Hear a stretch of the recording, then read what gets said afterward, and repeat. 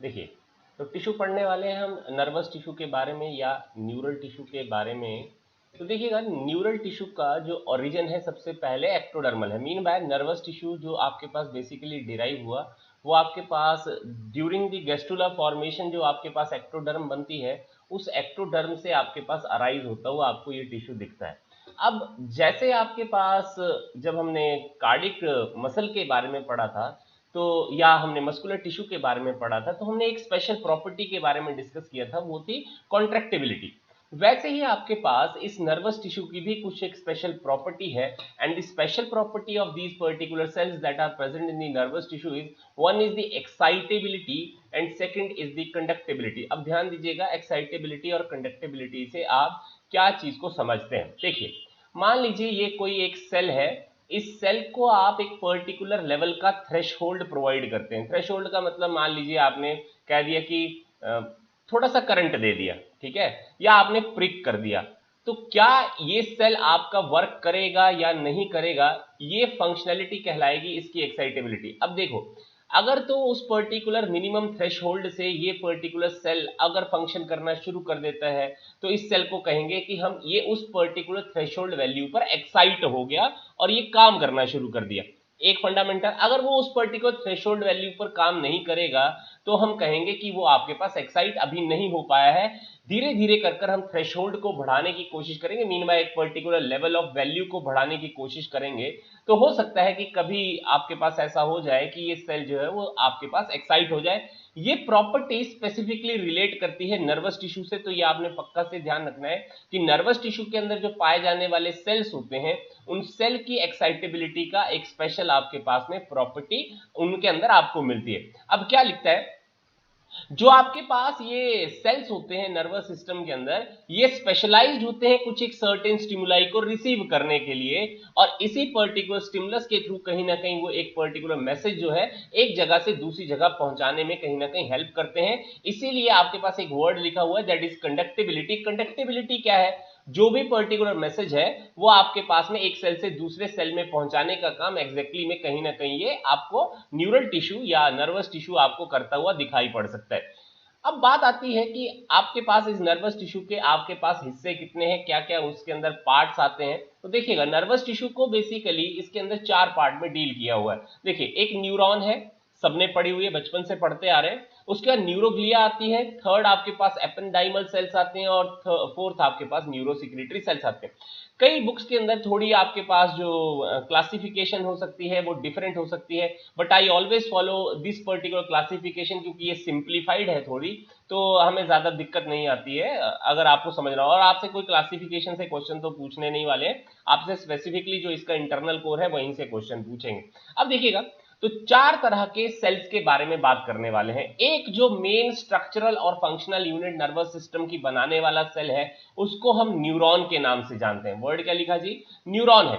अब न्यूरॉन क्या है, एक नर्व सेल है जिसकी बहुत सारी ब्रांचेस आपके पास अवेलेबल है, और ये न्यूरॉन जो है वो आपके पास में कोई ना कोई सेल तो बनाता ही होगा इंटरनल कोर के अंदर, तो उस सेल का नाम है न्यूरोब्लास्ट। याद रखिए, मैंने पहले भी ये चीज के बारे में बताया था कि जिस वर्ड के पीछे आपके पास ब्लास्ट लग जाता है वो सिंथेटिक सेल हो जाता है, और जिस वर्ड के पीछे CLAST दैट इज क्लास्ट लग जाता है, वो उस चीज की डिस्ट्रक्शन करने वाला सेल बन जाता है या रिजॉर्प्टिव सेल बन जाता है।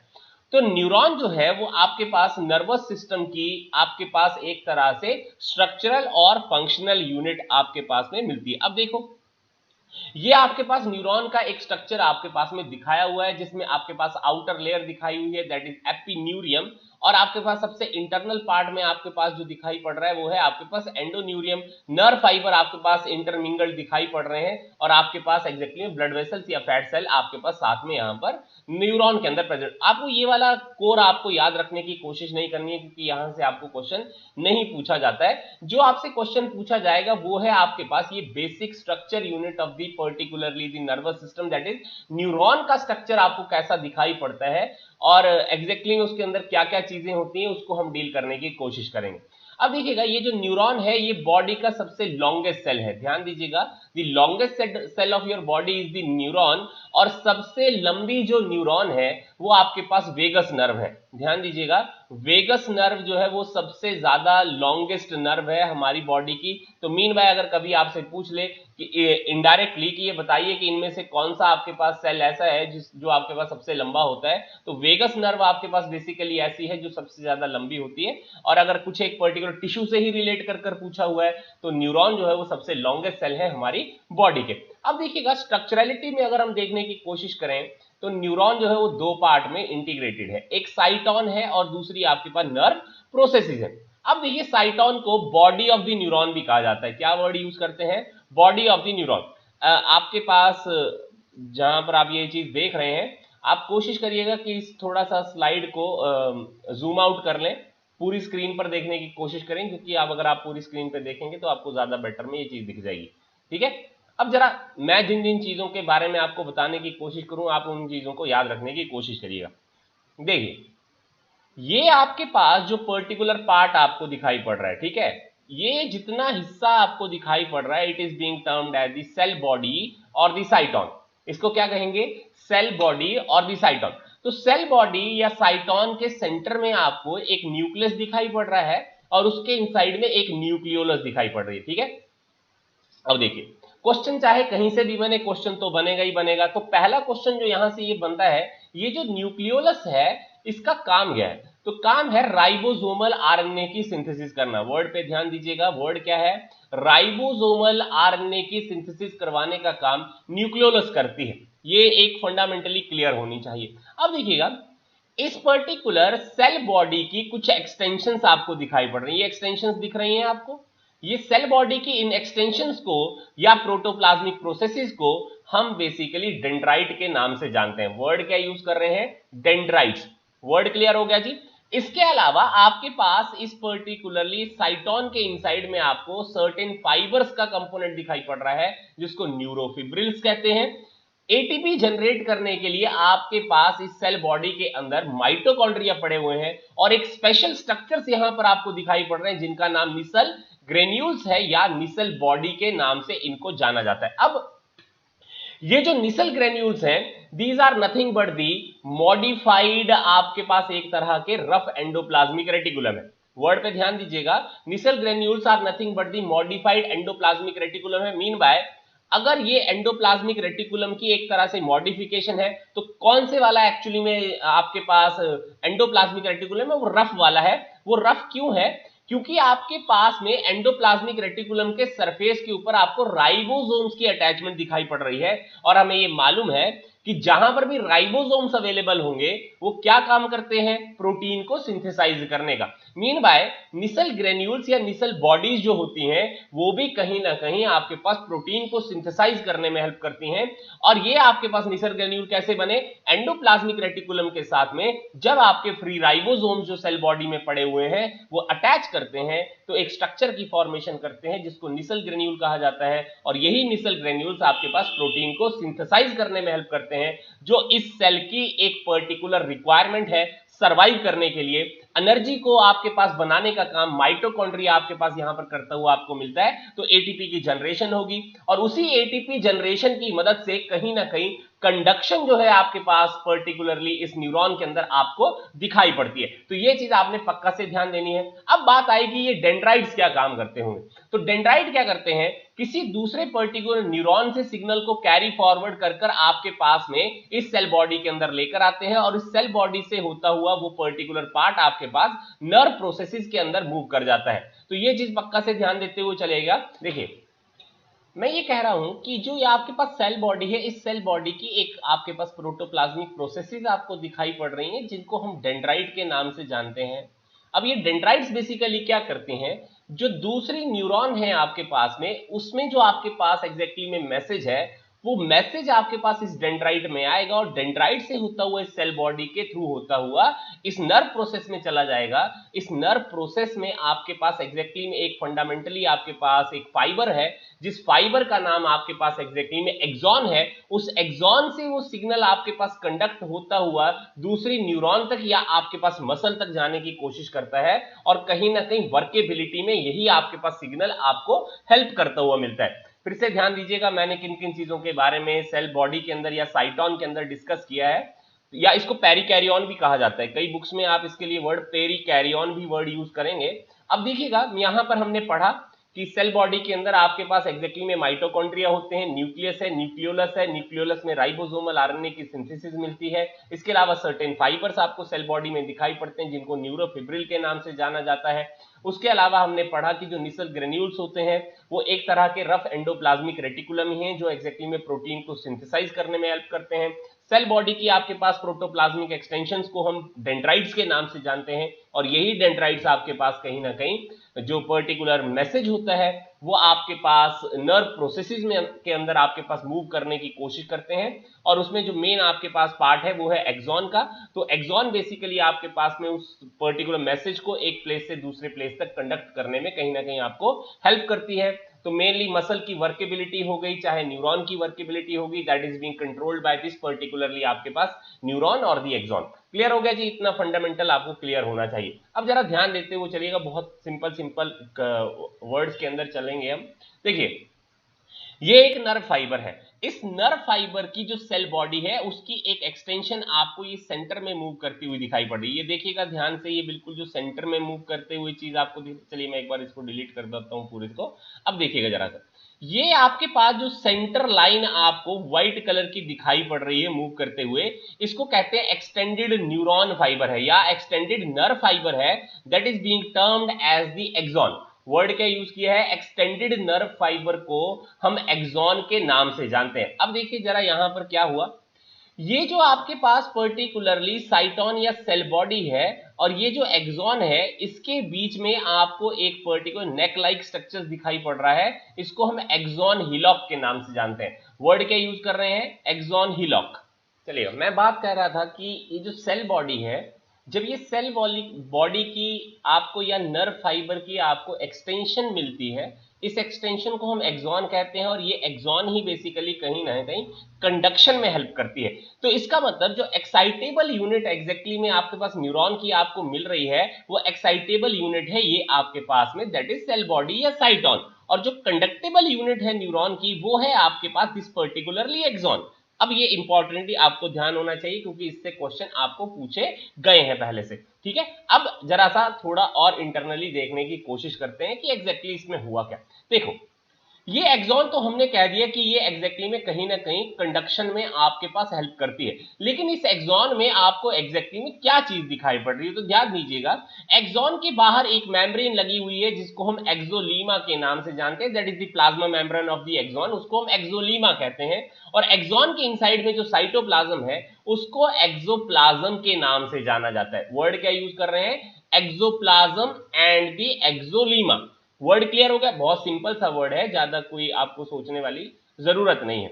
अब चलिएगा जरा ध्यान देने की कोशिश करिएगा और क्या है?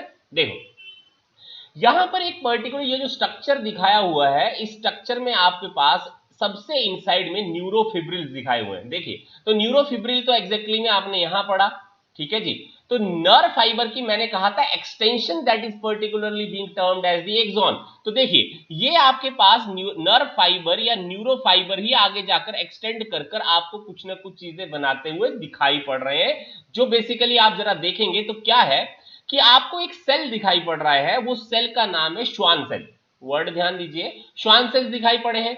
इन श्वान सेल की बेसिक प्रॉपर्टी क्या है, ये माइलिन शीथ की आपके पास प्रोडक्शन करते हैं। किस चीज की प्रोडक्शन कर रहे हैं, माइलिन शीथ की प्रोडक्शन कर रहे हैं। अब आप कहेंगे सर ऐसा आपको कहां पर दिखाई पड़ रहा है, तो देखिए जरा, ये आपके पास सेंटर में एक एक्सॉन मूव करती हुई आपको दिखाई पड़ रही है, सबको दिखाई पड़ रही है। अब देखिएगा इस एक्सॉन के बाहर में थोड़ा सा, तो यहां पर आपके पास में श्वान सेल का न्यूक्लियस आपको दिखाई पड़ रहा है, और ये जो ब्लैक कलर में कोटेड चीज आपको दिखाई पड़ रही है, जरा ध्यान से देखने की कोशिश करिएगा। तो ये जो आपके पास ब्लैक कलर्ड आपको थिंग दिखाई पड़ रही है, this is nothing but a myelin sheath. तो माइलिन शीथ किस चीज को कवर करती हुई आपको दिखाई पड़ रही है, आपके पास दैट इज द एक्सॉन को। लेकिन कुछ जगहें ऐसी भी हैं जहां पर एग्जैक्टली में आपके पास माइलिन शीथ की कवरिंग आपको नहीं दिखाई पड़ रही है, नहीं दिख रही है ना।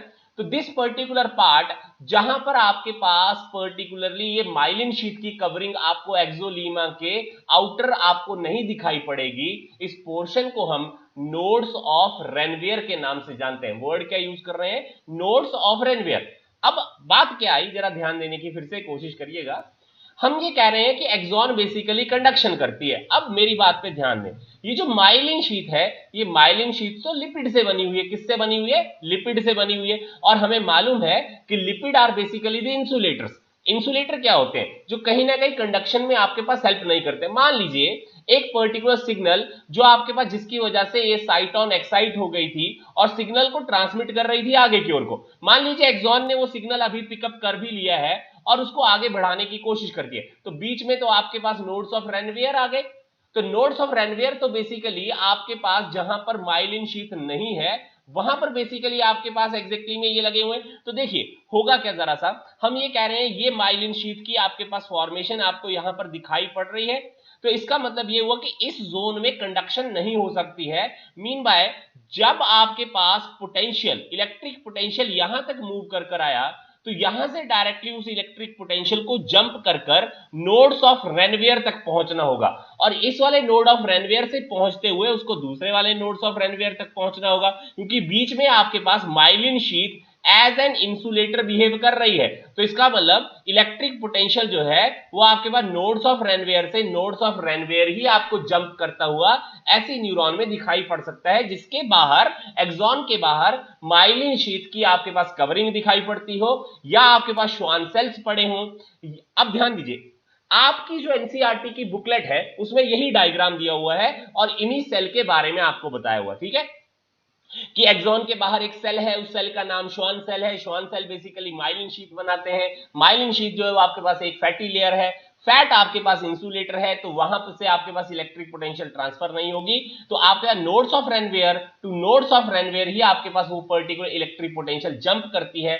तो हम इस न्यूरॉन का नाम ही चेंज कर क्या लिख देते हैं? दैट इज माइलिनेटेड न्यूरॉन है। माइलिन शीट की कवरिंग एक्सॉन के बाहर दिखाई पड़ती है, इसलिए इस न्यूरॉन का नाम हमने स्पेसिफिकली माइलिनेटेड न्यूरॉन लिख दिया, या माइलिनेटेड नर्व फाइबर लिख दिया, या माइलिनेटेड फाइबर लिख दिया, कुछ भी कह दीजिए। माइलिनेटेड से हम समझेंगे कि एक्सॉन के बाहर माइलिन शीट जो है उसकी फॉर्मेशन आपको दिखाई पड़ रही है। अब बात ये आई कि न्यूरॉन तो आपके पास में कहीं ना कहीं सेंट्रल नर्वस सिस्टम में भी मिलती है और यही न्यूरॉन्स आपके पास ऑटोनॉमिक नर्वस सिस्टम में भी मिलते हैं। हम इसको वापस से पढ़ेंगे जब नर्वस सिस्टम आएगा, तो थोड़ा बहुत वहां पर भी इसको डिक्टेट करने की कोशिश करेंगे कि वहां पर नाम थोड़े चेंज हो जाते हैं, लेकिन इसका मतलब ये नहीं है कि नर्व फाइबर आपके पास एग्जैक्टली में ऑटोनॉमिक नर्वस सिस्टम में नहीं होगा और सेंट्रल नर्वस सिस्टम में होगा।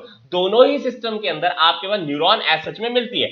अब बात यह आई कि दोनों न्यूरॉन के अंदर एग्जैक्टली में आपको माइलिनेटेड न्यूरॉन भी मिलेगी। तो माइलिनेटेड न्यूरॉन क्या एक ही तरह के सेल एग्जैक्टली में आपको बनाकर दे देते हैं? तो आंसर मिला नहीं। जो सेंट्रल नर्वस सिस्टम है उसके अंदर एक स्पेसिफिक सेल्स होते हैं, उन सेल्स का नाम होता है ओलिगोडेंड्रोसाइट। वर्ड क्या यूज कर रहे हैं? ओलिगोडेंड्रोसाइट। ओलिगोडेंड्रोसाइट एक्सॉन के बाहर आपके पास लगकर कहीं ना कहीं माइलिन शीट की फॉर्मेशन सेंट्रल नर्वस सिस्टम में कर देते हैं, और उसी जगह पर आपके पास अगर ऑटोनॉमिक नर्वस सिस्टम या पेरिफेरल नर्वस सिस्टम को आप पढ़ेंगे तो वहां पर एग्जैक्टली में इस एक्सॉन के बाहर जो सेल लगे हुए होंगे उनका नाम श्वान सेल है। तो श्वान सेल्स हो आपके पास पेरिफेरल नर्वस सिस्टम के अंदर, और सेंट्रल नर्वस सिस्टम में आपके पास ओलिगोडेंड्रोसाइट, दोनों के दोनों सिमिलर वर्क करते हैं।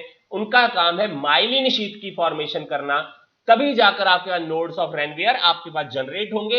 इलेक्ट्रिक पोटेंशियल जो रिसीव आपके पास डेंड्राइट ने किया होगा वो nodes of Ranvier to nodes of Ranvier jump कर जाएगा, जिसकी वजह से एक फायदा होने वाला है। फायदा क्या होने वाला है जरा ध्यान दीजिएगा। देखिए मान लीजिए मैं जंप नहीं कर सकता हूं, तो मान लीजिए ये स्ट्रेट लाइन है, मैं जंप नहीं कर सकता हूंगा, तो मुझे ये स्ट्रेट लाइन पूरी की पूरी आपके पास पार करने पड़ेगी। बहुत सिंपल सा फंडामेंटल है।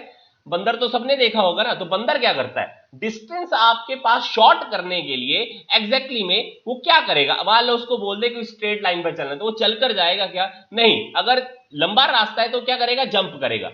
तो जंप करने की वजह से आपके पास जो डिस्टेंस कवरेज होगी वो शॉर्टेस्ट पीरियड ऑफ टाइम के अंदर हो सकती है। अब यहां पर भी फायदा ये ही हुआ कि माइलिनेटेड जब नर्व फाइबर हमारे पास मौजूद है तो कहीं ना कहीं इलेक्ट्रिक पोटेंशियल आपके पास nodes of Ranvier to nodes of Ranvier जब जंप कर रहा था उसकी वजह से जो मैसेज ट्रांसमिशन हो रही है, कंडक्शन हो रही है, उसकी जो आपके पास वेलोसिटी है वो बहुत ज्यादा फास्टर हो जाती है। और ये ध्यान रखिएगा, माइलिनेटेड नर्व फाइबर जो होते हैं हमारी बॉडी के फास्टेस्ट कंडक्टिंग फाइबर हैं, जो 120 मीटर पर सेकंड के हिसाब से कहीं ना कहीं एक मैसेज को दूसरी जगह ट्रांसफर कर सकते हैं। इसीलिए आप रिफ्लेक्स एक्शन परफॉर्म कर पाते हैं। रिफ्लेक्स एक्शन को परफॉर्म क्यों कर पा रहे हो? क्योंकि नर्व फाइबर में जो कंडक्शन है वो नर्व फाइबर ही कौन से वाला है, आपके पास माइलिनेटेड नर्व फाइबर है, जिसकी वजह से ये सब कुछ हो पा रहा है। तो ये चीज आप पक्का से ध्यान देते हुए चले, क्योंकि इससे क्वेश्चन आपको पूछी गई है और पूछी जाती भी रहेगी। ऐसा नहीं है कि आपके पास आज पूछा है कल नहीं पूछेंगे, पूछा पक्का से जाएगा। अब आपके पास एक नर्व फाइबर ऐसा भी है या एक एक्सॉन ऐसी भी है जिसके बाहर आपके पास ये श्वान सेल या ओलिगोडेंड्रोसाइट नहीं लगे हुए होंगे। अब मान लीजिए अगर ऐसी कोई न्यूरॉन आपके पास नहीं है या एक्सॉन नहीं है, तो मीन बाय ये सिंपल एक एक्सॉन ही आपको दिखाई पड़ेगी। ये जो आप ये पर्टिकुलरली जो एलिवेटेड स्ट्रक्चर्स दिखाई पड़ रहे हैं, ये माइलिन शीथ के स्ट्रक्चर्स आपको नहीं दिखाई पड़ेंगे ऐसा सच में।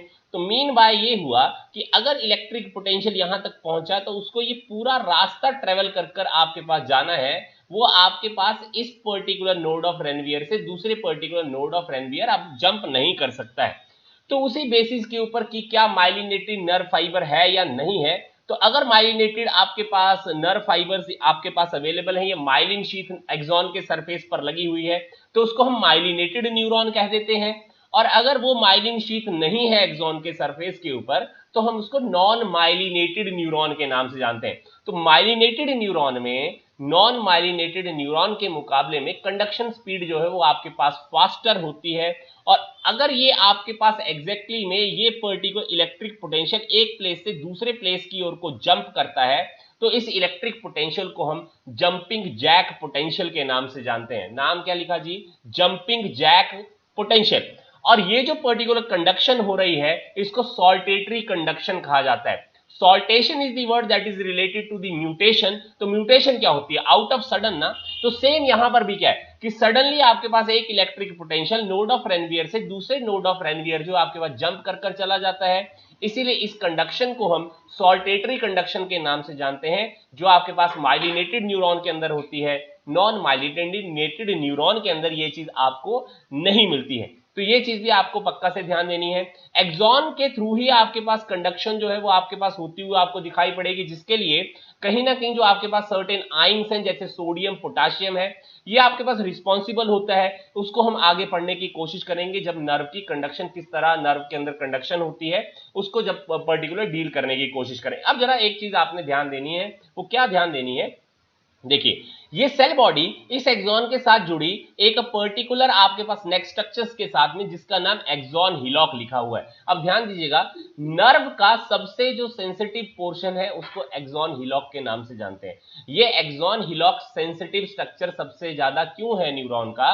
क्योंकि यहां पर maximum number of sodium channels आपको मिलते हैं, और ये सोडियम चैनल्स जब ओपन होंगे तभी जाकर सोडियम आयन एंटर करता है, और उसी सोडियम आयन की एंट्री की वजह से कहीं ना कहीं एक इलेक्ट्रिक पोटेंशियल आपको जनरेट होता हुआ दिखाई पड़ेगा। तभी जाकर आपके पास एग्जैक्टली में एक्सॉन जो है वो कंडक्शन में आपके पास हेल्पफुल हो सकती है, क्योंकि इसी एक्सॉन के अंदर कहीं ना कहीं सोडियम पोटाशियम एटीपीएस पंप भी पड़ा होता है, कहीं ना कहीं वही पोटाशियम और सोडियम के चैनल भी पड़े होते हैं, जो कहीं ना कहीं उस कंडक्शन के अंदर आपके पास हेल्पफुल होते हैं। तो इसको हम डील करेंगे आगे सब्सिक्वेंट कुछ जो लेक्चर्स आएंगे, या अगर यहां डील नहीं करेंगे तो जब नर्वस सिस्टम को पढ़ेंगे तो वहां पर डील करें। कोशिश मेरी रहेगी कि हम आपको यहीं पर इसको चीज को पढ़ा दें कि बाद में जाकर आपको कोई दिक्कत ना हो। तो देखिए, ये सारी की सारी चीज जो मैंने पीछे आपको पढ़ाई, मैंने वही सारी की सारी चीजें यहाँ पर लिखी हुई हैं। साइटोन के बारे में देखिए, मेन इंपॉर्टेंट वही है कि निसल ग्रेन्यूल आपको पक्का से याद रखना है, जो आपके पास मॉडिफाइड रफ एंडोप्लाज्मिक रेटिकुलम है, जो आपके पास कहीं ना कहीं प्रोटीन को सिंथेसाइज करने में हेल्प करता है। अब एक चीज के बारे में जरा थोड़ा सा ध्यान देते हुए चलिएगा। देखिए, ये नर्व आपके पास अगर एक बार कहीं से डैमेज हो जाए, मान लीजिए आप ये कहें कि चाहे यहां से डैमेज हो जाए, चाहे ये यहां से डैमेज हो जाए, चाहे ये डेंड्राइट डैमेज हो जाए इस पर्टिकुलर न्यूरॉन के, तो ये न्यूरॉन वापस से रीजनरेट नहीं कर सकती है। न्यूरॉन के पास में ना तो रिपेयर करने की कैपेबिलिटी कोई है, ना तो रीजनरेशन की कोई कैपेबिलिटी है। मीन बाय जो एक बार न्यूरॉन डीजनरेट हो गई, वो डीजनरेट हो गई, उतनी कंडक्शन स्पीड ना तो वापस से कभी आएगी, ना तो उस न्यूरॉन के थ्रू जो वर्केबिलिटी बॉडी के अंदर होने वाली है वो वापस से हो सकती है। तो मैच्योर जितनी भी न्यूरॉन होती हैं वो आपके पास डिवाइड करने की कोई कैपेबिलिटी नहीं रखती हैं, इसीलिए वो कभी ना तो रिपेयर कर सकती हैं, ना तो वो वापस से रीजनरेट हो सकती हैं। तो ये पक्का से ध्यान देते हुए चलिए, क्योंकि न्यूरॉन जो है बहुत इंपॉर्टेंट पार्ट जो है एग्जैक्टली में आपके पास प्ले करती हुई दिखाई पड़ती है। नर्व प्रोसेसेस में आपके पास दो चीजें आई, एक डेंड्राइट आ गई, एक एक्सॉन आ गई। इन्हीं नर्व प्रोसेसेस को न्यूराइट का नाम दिया जाता है, जिसके बारे में मैंने अभी अभी आपको डिक्टेट भी कर दिया है। डेंड्राइट बेसिकली जो दूसरी न्यूरॉन्स होती हैं उनसे आपके पास कहीं ना कहीं मैसेज को आपके पास कैरी फॉरवर्ड कर उस वाली न्यूरॉन के एक्सॉन के अंदर ले जाने की कोशिश करती हैं। एक्सॉन में आपके पास कंडक्शन होती है, तो ये आपको पता होना चाहिए। अब देखिएगा, जो आपके पास एग्जैक्टली में एक वर्ड आपको यहां से ध्यान रखना है, वो आप इसी डायग्राम्स के थ्रू कहीं ना कहीं पढ़ने की कोशिश करिएगा। देखिए यहां पर आपको एक एक्सॉन कोलेटरल्स दिखाई पड़ रहे होंगे। क्या दिखाई पड़ रहा है? Axon collateral.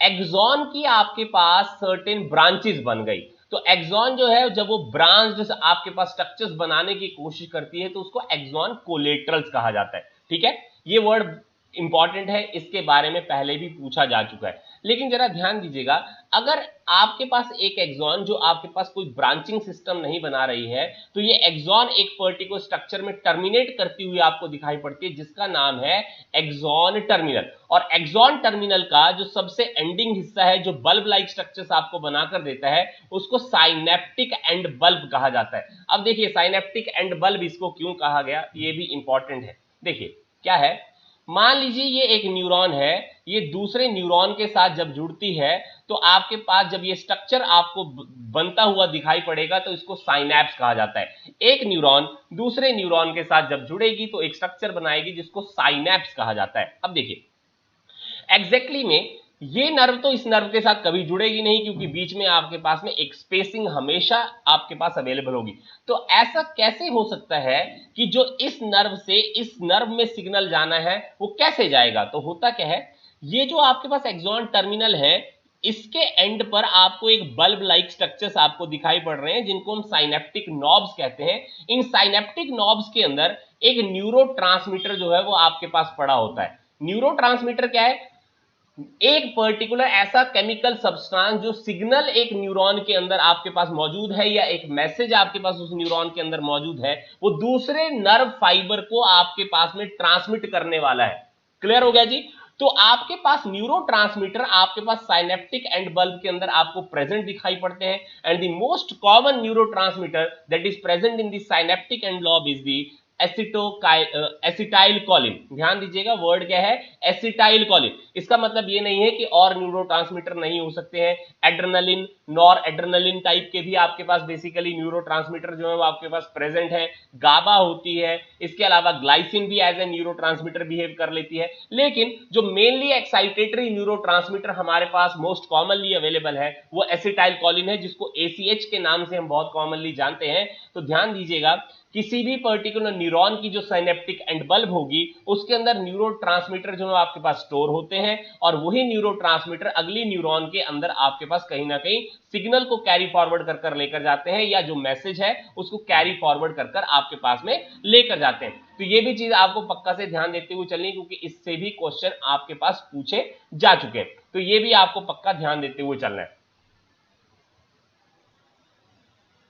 चलेगा, साइनैप्स के बारे में मैंने अभी बता दिया। तो देखिए यहां पर भी वही चीज लिखी हुई है कि न्यूरोट्रांसमीटर आइदर आपके पास एसिटाइल कोलिन हो सकती है, एड्रेनलिन, नॉर एड्रेनलिन हो सकती है, कुछ भी हो सकती है, आपको उससे ज्यादा कोई लेना देना नहीं है। मैंने आपको बता दिया कि neurotransmitter basically certain chemical substances हैं, और वो सर्टेन केमिकल सब्सटेंसेस आपके पास कहीं ना कहीं एक पर्टिकुलर मैसेज को एक नर्व फाइबर से दूसरे नर्व फाइबर में ले जाने का काम करते हैं। अब जरा ध्यान दीजिए, यहां पर एक वर्ड यूज किया हुआ है जिस वर्ड का नाम है साइनेप्टिक क्लेफ्ट। अब ध्यान दीजिए साइनेप्टिक क्लेफ्ट क्या होते हैं। देखिए synaptic knobs come close lie to basically एक न्यूरॉन के जो साइनेप्टिक नॉब होते हैं दूसरी पर्टिकुलर न्यूरॉन के साइनेप्टिक नॉब के साथ में बहुत ज्यादा क्लोजर आने की कोशिश करते हैं, लेकिन उसके बावजूद जो एक माइक्रोस्कोपिक गैप आपके पास बीच में रह जाता है जहां पर एग्जैक्टली वो न्यूरोट्रांसमीटर रिलीज होगा, that is of basically 200 Armstrong, उस पर्टिकुलर माइक्रोस्कोपिक गैप को हम साइनेप्टिक क्लेफ्ट के नाम से जानते हैं। तो ध्यान दीजिएगा, साइनेप्टिक क्लेफ्ट क्या हुआ? एक पर्टिकुलर जो न्यूरॉन है उसकी जो साइनेप्टिक नॉब है और दूसरी न्यूरॉन की जो साइनेप्टिक नॉब है, जब वो एक दूसरे के क्लोजर आने की कोशिश करती हैं, उसके बावजूद बीच में कुछ एक सर्टेन गैप रह जाता है जो 200 आर्मस्ट्रॉन्ग का है, जिसको गैप को हम बेसिकली साइनेप्टिक क्लेफ्ट के नाम से जानते हैं। और उसी साइनेप्टिक क्लेफ्ट के अंदर ये न्यूरोट्रांसमीटर रिलीज होता है और अगली पर्टिकुलर न्यूरॉन के अंदर वो पर्टिकुलर आपके पास मैसेज ट्रांसमिट करता है जो उसको करना होता है। अब बात आएगी न्यूरॉन कितनी तरह के हो सकते हैं। तो देखिए न्यूरॉन यहां पर बहुत तरह के बताए हुए हैं। सूडो आपके पास पोलर होते हैं, यूनिपोलर, बाइपोलर, मल्टीपोलर। अब ध्यान दीजिएगा, हम पहले पढ़ते हैं कि यूनिपोलर क्या होंगे। तो यूनिपोलर में क्या है, the neuron having a single process, the axons are called as the unipolar neuron. अब देखिए यूनिपोलर न्यूरॉन में इसने क्या कहा कि आपके पास एक्सॉन की एक ही प्रोसेस आपको दिखाई पड़ रही है। तो यहां भी देखिएगा जरा सा, ये आपके पास एक एक्सॉन और ये आपके पास दूसरी पर्टिकुलरली आपके पास नर्व फाइबर की एक्सॉन। तो एक ही प्रोसेस है आपके पास, ऐसा सच में आपको दिखाई पड़ रही है, तो इसको क्या कहेंगे, यूनिपोलर। तो यूनिपोलर जो नर्वस सिस्टम जो है वो आपके पास एग्जैक्टली एम्ब्रियो के अंदर आपको मिलता है। अब दूसरी बात में देखिएगा, बाइपोलर में क्या हुआ, one neuron having one dendrite and an axon at the opposite pole of the cell। बहुत सिंपल सी बाइपोलर में क्या हुआ, एक साइड की ओर को आपके पास एक्सॉन होगा और एक साइड की ओर को आपके पास डेंड्राइट होगा। अगर ऐसी कोई न्यूरॉन आपको दिखाई पड़ती है तो उसको बाइपोलर कहते हैं। यूनिपोलर में क्या हुआ था, एक ही एक्सॉन है, डेंड्राइट के बारे में हम कोई डिस्कशन नहीं कर रहे हैं, दोनों साइड की ओर को आपको एक्सॉन दिखाई पड़ रहे हैं। बाइपोलर में आपके पास एक साइड के ऊपर डेंड्राइट है और दूसरी साइड के ऊपर आपको एक्सॉन है, अपोजिट पोल्स के ऊपर, तो इसको बाइपोलर न्यूरॉन कहा जाता है। मोस्ट कॉमनली यही न्यूरॉन एग्जैक्टली वर्केबिलिटी में आपको मिलेगी, जो एग्जैक्टली में कहां मिलेगी, वो है रेटिना ऑफ द आई के अंदर, ऑल्फैक्टरी एपिथेलियम। ऑल्फैक्टरी एपिथेलियम कौन सा है, जो नेजल एपिथेलियम है। उसके अलावा ऑर्गन ऑफ कॉटाई के अंदर जो नेजल टेस्ट बर्ड्स होते हैं, वहां पर भी आपको यही बाइपोलर न्यूरॉन आपको मिलते हैं। मीन बाय जो सेंसरी ऑर्गन्स हैं उनमें मेनली आपको यही बाइपोलर न्यूरॉन जो है वो आपको मिलती है। उसके अलावा मल्टीपोलर न्यूरॉन होती है। तो मल्टीपोलर न्यूरॉन में क्या हो रहा है, बहुत सारे डेंड्राइट हैं और एक सिंगल आपके पास एक्सॉन है, अपोजिट टर्मिनल्स के ऊपर प्रेजेंट है। अब देखिएगा, बहुत सारे डेंड्राइट से और एक एक्सॉन होने से आपके पास फायदा क्या हो, बहुत सारे डेंड्राइट एग्जैक्टली में बहुत सारी जगहों से मैसेज लेकर आएंगे और एक एक्सॉन उसकी पर्टिकुलर कंडक्शन में कहीं ना कहीं आपके पास हेल्पफुल है। यहां पर तो ये पर्टिकुलर जो मल्टीपोलर न्यूरॉन है, जो हम एडल्ट लोग हैं, हमारी बॉडी की जो आपके पास नर्वस सिस्टम है उसमें जो मेनली न्यूरॉन आपको मिलती हैं वो मल्टीपोलर न्यूरॉन्स मिलती हैं। ध्यान दीजिएगा, तो सेंसरी ऑर्गन में आपको बाइपोलर न्यूरॉन मिली है और इसके अलावा आपको जो पर्टिकुलर हमारी बॉडी के अंदर जो नर्वस सिस्टम है उसके अंदर आपको मल्टीपोलर न्यूरॉन्स मिलती हैं। इसीलिए हम एक समय के अंदर ही बहुत सारी चीजों के काम करने की एफिशिएंसी रखते हैं। हो सकता है आप कोई चीज राइट कर रहे हो तो साथ में सुन भी सकते हो, किसी और दूसरे की बात भी सुन सकते हो सकता है एक म्यूजिक भी सुन सकते हो। तो आप मल्टीपल आपके पास वर्केबिलिटी क्यों आपके पास एक समय पर हो पाती है, इन्हीं मल्टीपोलर न्यूरॉन की वजह से, क्योंकि बहुत सारी डेंड्राइट्स एक एक्सॉन के अंदर आपके पास सिग्नल ट्रांसमिट करती हैं और वही एक्सॉन आपके पास कंडक्शन करती हुई आपको मिलती है। तो ये भी चीज आपको पक्का से ध्यान देते हुए चलनी है। अब बात आई कि आपके पास ये जो न्यूरॉन्स हैं ये कितनी तरह की हो सकती हैं। अब देखिए न्यूरॉन कितनी तरह की बताई है, 3 तरह की, एक सेंसरी या अफरेंट, दूसरी आपका मोटर या इफरेंट और थर्ड आपके पास इंटर न्यूरोनल या एडजस्टर न्यूरॉन है। देखिए बहुत सिंपल है, सबने पढ़ा हुआ है, मैं एक सिंपल भाषा के अंदर आपको बताने की कोशिश करता हूं। देखिए सेंसरी का मतलब क्या होता है, जो सेंस कर सकती हो।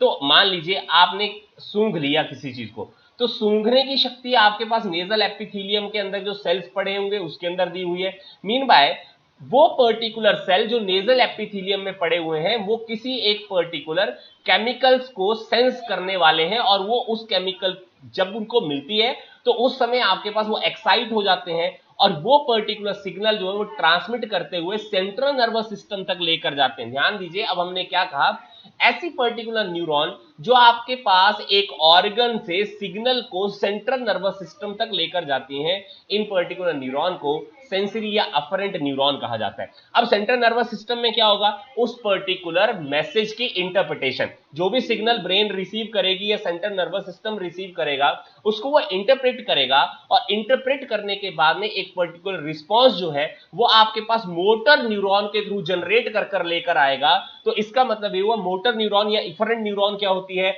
जो सेंट्रल नर्वस सिस्टम से किसी भी पर्टिकुलर ऑर्गन तक सिग्नल लेकर आती है। तो ये आपके पास जो न्यूरॉन होगी इसको आप मोटर या इफरेंट न्यूरॉन के नाम से जानते हैं। तीसरी जो न्यूरॉन आती है उसको इंटर न्यूरॉन या एडजस्टर न्यूरॉन कहा जाता है। देखिए बहुत सिंपल सी चीज है, एडजस्टर का मतलब क्या हुआ, एडजस्ट करना ना, एक पर्टिकुलर चीज जो पहले नहीं हो सकती है उसको किसी ना किसी तरह से करने की कोशिश करने के लिए ये न्यूरॉन आपके पास एक हेल्पफुल स्ट्रक्चर है। तो इंटर न्यूरॉन या एडजस्टर न्यूरॉन में आपके पास क्या होगा, एक पर्टिकुलर न्यूरॉन और दूसरी पर्टिकुलर न्यूरॉन को जोड़ने में आपके पास एग्जैक्टली में कहीं ना कहीं ये इंटर न्यूरॉन जो है या एडजस्टर न्यूरॉन है वो आपके पास काम करती हुई आपको मिलती है। अब ध्यान दीजिए क्या लिखा हुआ इंटर न्यूरॉन या एडजस्टर न्यूरॉन के अंदर, they are present in the central nervous system, that is brain and the spinal cord, and connect two or more neurons for distant transmission of impulse। अब ध्यान दीजिए, नर्व फाइबर, हम ये तो जरूर कह रहे हैं कि बहुत ज्यादा लंबा होता है, लेकिन सारे के सारे नर्व फाइबर लंबे हों ऐसा नहीं हो सकता। मान लीजिए जो लंबे फाइबर नहीं है, छोटे फाइबर हैं, वो नर्व फाइबर भी तो सिग्नल आपके पास ट्रांसमिट करने की कोशिश करेगा कुछ एक पर्टिकुलर डिस्टेंस तक। तो आपके पास इंटर न्यूरोनल जो फाइबर होते हैं वो आपके पास इन न्यूरॉन्स को जोड़ने में हेल्प करते हैं ताकि ये न्यूरॉन लंबी हो जाए और ट्रांसमिशन जो है वो दूर तक आपके पास एग्जैक्टली में हो पाए। तो मैसेज जो है एक जगह से दूसरी जगह ट्रांसमिट जो है वो लंबी दूरी तक करने के लिए हमारे को इन इंटर न्यूरॉन या एडजस्टर न्यूरॉन्स की जरूरत पड़ती है। तो ये चीज आपको पक्का से ध्यान दीजिएगा। जरा यहां पर भी देखिएगा, ये नर्व फाइबर के बारे में हमने यहां पर दिखाया हुआ है कि ये मेडुलेटेड नर्व फाइबर है। तो मेडुलेटेड नर्व फाइबर में आपको ये माइलिन की शीट दिखाई पड़ेगी, और जो आपके नॉन मेडुलेटेड या नॉन माइलिनेटेड आपके पास नर्व है इनके अंदर आपके पास ये शीट आपको माइलिन की नहीं दिखाई पड़ती है। अब देखिएगा stages in the formation of the myelin sheath by the Schwann cell, ये बहुत सिंपल सी आपको दिखाई है। एक्सॉन के बाहर आपके पास श्वान सेल है। श्वान सेल बेसिकली आपके पास क्या कर रहे हैं, इस एक्सॉन के बाहर कहीं ना कहीं माइलिन शीट को ले डाउन कर रहे हैं, जो शुरुआत में आपके इमेच्योर होती है, लेटर ऑन मेच्योर हो जाती है, और बीच में आपके पास में जो स्पेसिस बच जाते हैं जहां पर आपके माइलिन शीट नहीं है, इनको नोड्स ऑफ रेनवियर कहा जाता है। Nodes of Ranvier to nodes of Ranvier, अगर कोई मैसेज ट्रांसमिट हो रहा है in the form of electric impulse तो इसको हम सॉल्टेटरी कंडक्शन के नाम से जानते हैं। ये सॉल्टेटरी कंडक्शन सिर्फ मेडुलेटेड या माइलिनेटेड न्यूरॉन में होती है, नॉन माइलिनेटेड न्यूरॉन या नॉन मेडुलेटेड न्यूरॉन में नहीं मिलती है।